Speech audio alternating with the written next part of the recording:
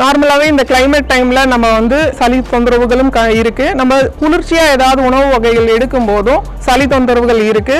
அப்ப இந்த மாதிரி சளி தொந்தரவுகள் நாள்பட்டு இருக்குன்ற பட்சத்துல ஆரம்பத்திலேயே ஒரு நாள் 2 நாள்லயே வந்து முழுமையா சளியை வெளியேற்றுறதுக்கு உண்டான விஷயத்த நம்ம இயற்கையாவே பண்ணிக்கணும்.